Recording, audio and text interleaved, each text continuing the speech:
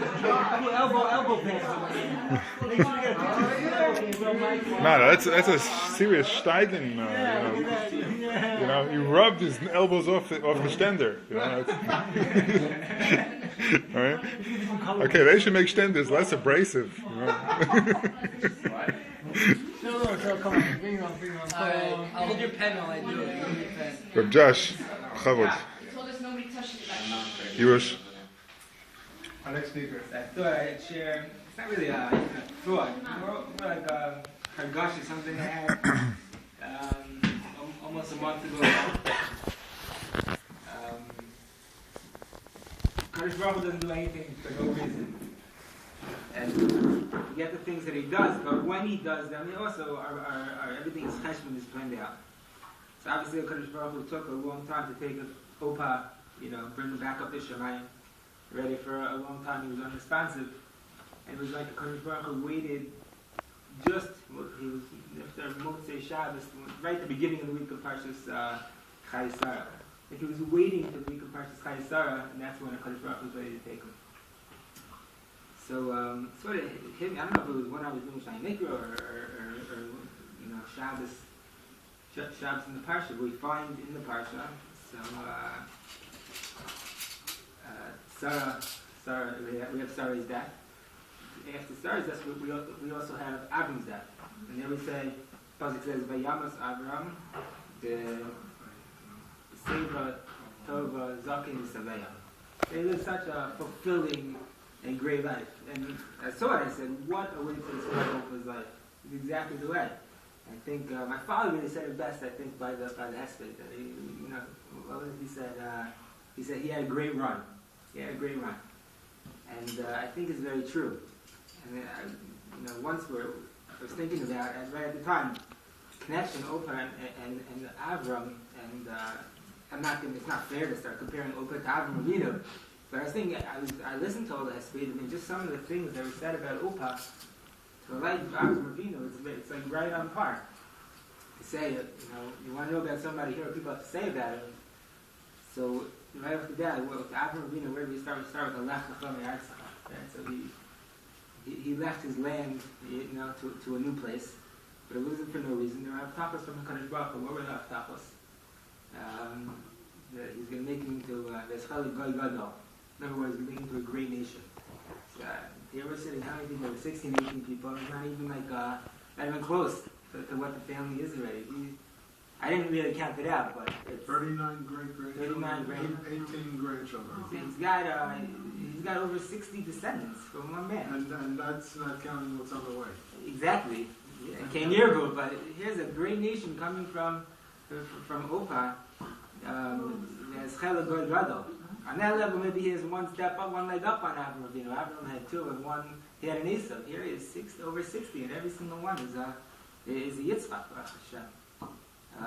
There's Chela Goy Gadol. He's going to bless him with riches. So we don't count the money riches. Ezu Asher Sameach B'Chelka.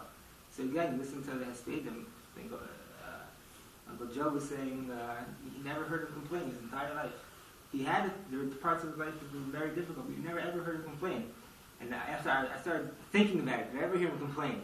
So the only thing I heard him complain ever was that maybe I'm lazy or my brothers are lazy, but I never heard him complain about his life, and I thought it was very true. I always believed that everything came from Hashem. Yeah. He accepted it. Yeah. My father said also. My father said he doesn't think Opa would have changed one thing in his entire life. Not one thing. Right? He was somebody who was Hasamech B'Chelko. What's the next one? His name. My father said. You said Opa, I knew exactly what you were talking about. There's no question. Right? He was as Gadol Shemecha, Opa, you knew exactly, everybody knew who he was. What else is significant? Today, I was just in what? I was on a car ride home. So I'm going to pick up Mikey. And I said, okay, what else in Avram's life? So he was in second Shachars. Shachars is like Opa's, it's his big thing, right? Whoever spoke about how he come to davening, he was there before everybody else. Tell my personal story that, that hit me. It was not this past summer, I guess the summer before, a year and a half ago. And we went home for the summer. My first opportunity, I wanted to go visit Opa he was like near Paramistar over there, and right. And so my father said, okay, well, we'll go to Shachris. So, I don't know, Shachris is 7:30, so my father obviously wanted to leave like 5 o'clock to beat the 5:30 traffic, you know. So we got there, and we're walking like 45 minutes early. In Muncie. In Muncie, maybe, yeah. So we got there like 45 minutes early, and I thought we were going to his room to go wake him up, maybe. So my father was like, we'll go check shul first. And, you know, he opened up the shul, and you see, the place is dark. Opa is sitting in the back of the shul. He has his filling on already, he's davening. Ready to go. He's ready to go. It's unbelievable. Walker is next to him. Really unbelievable. And somebody there told me that one time somebody else came earlier than him, the next day was 10 minutes. I'm not surprised. But that was the thing, he was the shachris. He was the shachris waking up early to be over to Kadosh. Barka'i. What? He was the Barka'i. Yeah. Well, I don't know, we could throw out things, but I guarantee we're going to find my Opa. But the other thing I was just thinking that, you know. Did you ever walk with him out on the farm on Shabbat in the morning in the rain? In the snow.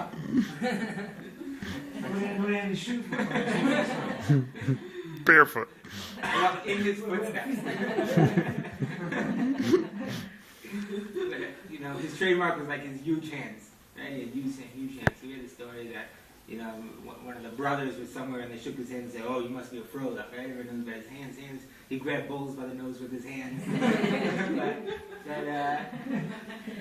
know, what are hands? They're Maaseh Yadayim, they're the actions.